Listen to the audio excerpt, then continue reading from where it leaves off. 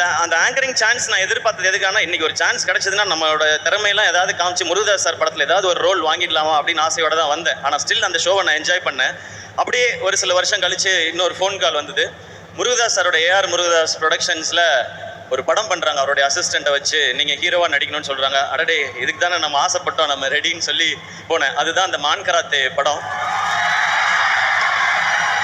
அந்த பட ஆடியோ லான்ச்சில் வந்து முருகதாஸ் சார் இருந்தாங்க, சீஃப் கெஸ்ட் வந்து சங்கர் சார். அப்போ நான் பேசும்போது சொல்லியிருந்தேன், நான் இப்போ தான் ஆரம்பிச்சிருக்கேன், என்னைக்காவது ஒரு நாள் நான் வந்து முருகதாஸ் சார் டைரக்ஷனில் நடிக்கணும், சங்கர் சார் டைரக்ஷனில் நடிக்கணும், அதுதான் என்னுடைய ஆசை, அதுக்கு என்னுடைய திறமையும் வியாபாரத்தையும் நிச்சயமாக வளர்த்துக்குவேன்னு சொல்லி பேசியிருந்தேன். அப்போ அந்த ஆடியோ லான்ச் வந்தப்போ அப்போ தான் அந்த சோஷியல் மீடியா ஆரம்பித்த டைம். அதில் எல்லாருமே நிறையா கிண்டல் பண்ணாங்க. 2 படம் ஓடிச்சுன்னா உடனே உனக்கு முருகதாஸ் படம் கேட்குதா, சங்கர் படம் கேட்குதான்னு சொன்னாங்க.